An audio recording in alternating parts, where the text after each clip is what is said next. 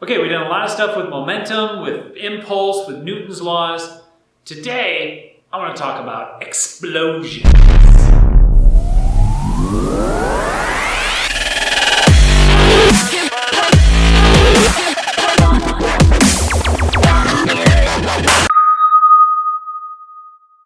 Probably not the type of explosions you were thinking of, but this is the same kind of thing when we're dealing with momentum. So what we're going to look at is we're going to look at two of these cars that actually explode away from each other. So the lab we're going to do, if you're in class with me, you're actually going to be dealing with these cars and kind of making some adjustments.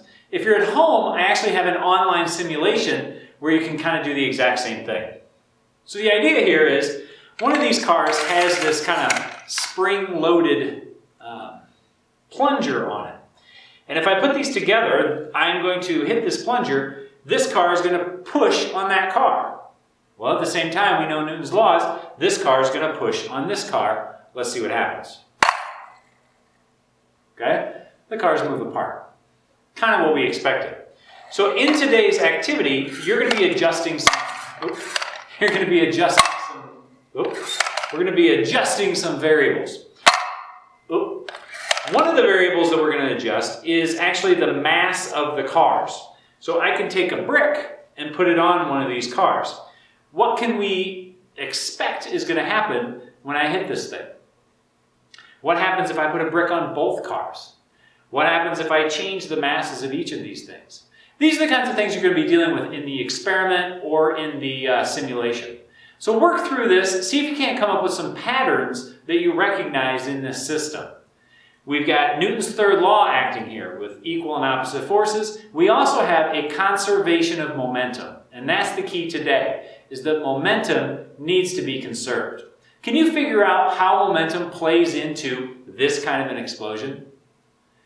Go ahead and work through the activity or the simulation, and then I'll come back and we can talk about it. Okay, so what are some patterns that you notice in these collisions, either in the simulation or in the lab? You probably noticed that if the car was really heavy, it didn't move as fast or didn't move as much when they broke apart, when they exploded apart. This has to do with momentum and what's called the conservation of momentum. The law of conservation of momentum is a pretty big deal. I mean, it's a law, it's never been broken, it's something that's always around. So we always have to pay attention to what the momentum is doing.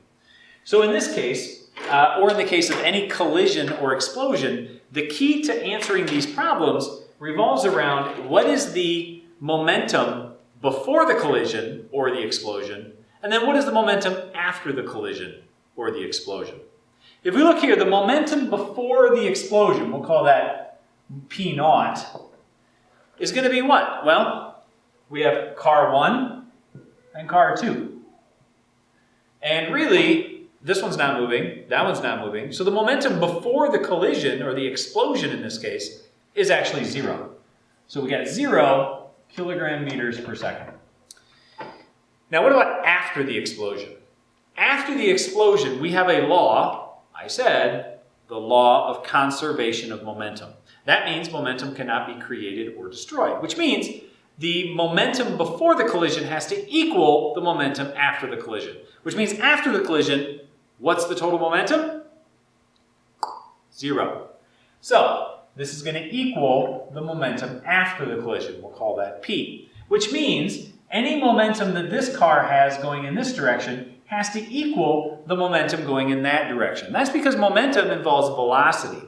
And velocity is a vector. So we have to remember that direction is extremely important in these kinds of things.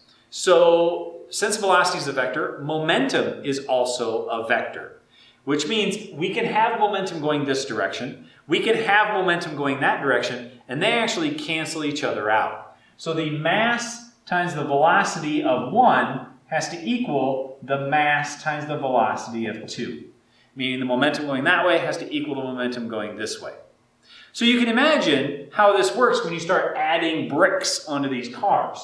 Let's say this one, we add a brick to it. So we got a brick added on that. So what we have is we have momentum 1 times the velocity of 1 is going to equal momentum 2, which would be mass 2, which is really big. So your velocity 2 is going to be really small. If this stays the same, if this one gets really big, this velocity actually has to get kind of smaller, which is why when you put a brick on there, this one didn't go as fast as this one when it shot out. The momentums are the same, the velocities weren't necessarily the same. This is called an explosion. In an explosion, the initial momentum, in this case is 0, has to equal the final momentum, in this case is 0, which means all the momentums have to cancel.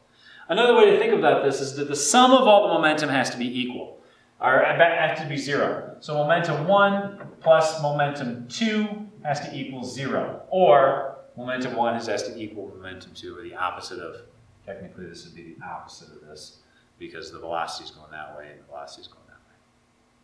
Questions about this? Let's take a look at a little bit more difficult problem.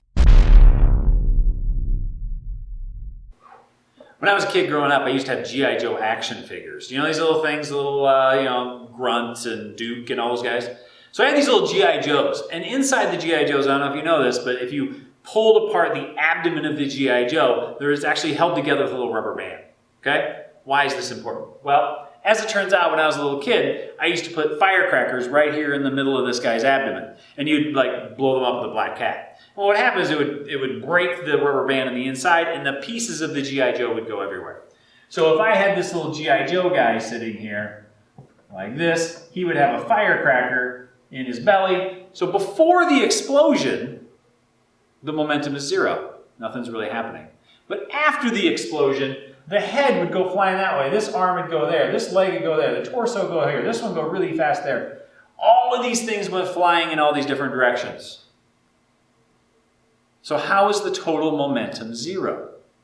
Remember, the total momentum before the collision or the explosion was 0. The total momentum after the collision or the explosion has to be 0. So in this case, all of these vectors had to add up and cancel each other out. I'm going to show you a pretty simple problem in terms of this explosion, dealing with these different vectors. So let's say we have this metal ball or a wooden ball or something like here, and it explodes. I don't know, we blow it up or something. And so all of these pieces are going to go in different directions. Let's say we have 3 pieces. The total mass of this thing was 5 kilograms in the beginning. The total mass was 5 kilograms. But what I'm going to do is I'm going to explode this thing. So this piece here is 2 kilograms, and it's going to fly out due east, let's say. This piece here flies out. This is also 2 kilograms. It's going to fly out at 45 degrees south of west. This, of course, is 1 kilogram, but the question is, where's it going? What's the velocity of that last remaining piece? Okay?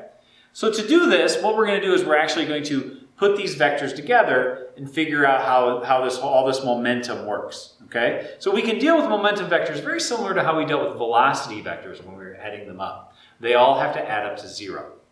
Okay? So we can actually break this apart into components for these 3 vectors, and we know that in the end, they all have to add up to 0. And they have to add up to 0 because the momentum before the collision has to equal the momentum after the collision. So, I mean, this one, actually, let's call this 2 kilograms. Let's say it goes 6 meters per second due east. This one's 2 kilograms. Let's say this one goes, 8 meters per second, 45 degrees south of west. And then where does this last piece go? That's the question. So, what we do is we say, okay, the momentum of this is going to be 12 kilogram meters per second due east. We have to take into account not only the velocity, but also the mass, because if it's massive, it's not going to go as fast. So that's 12 kilogram meters per second due east. So that's just going to be 12, 0 as our momentums. Remember, these are momentum vectors. This one is going to be 16 kilogram meters per second, 45 degrees south of west. So if I do some trig on my calculator, I can set that up, and I can say the cosine of 45 times 16 is 11.3. So this is going to be negative 11.3 for the x direction, and a negative 11.3 for the y direction as well, because it's 45 degrees down in this direction. That's negative x, negative y. So that's the second vector, which means This is going to be 0.7, negative 0.7, and this is going to be positive 11.3. That's going to be the remaining piece. So it's almost going straight up. It's almost going straight up. So if I take that and I say negative 0.7, positive 11.3, I can figure out the trig to see what is that final momentum of that piece. And once I know the final momentum of the piece, I know the mass of it, so I can find the velocity of it. It's going to be, I don't know, about 12 meters per second going straight up, almost straight up. So this is an example of how you would deal with momentum vectors in terms of things blowing apart. So I know we talked about looking at things holistically and not nitpicking things. Well, this is an example where we are looking at it holistically. What is the momentum before? What is the momentum after? But we still have to go through some of that vector stuff in order to actually calculate the direction that it's going.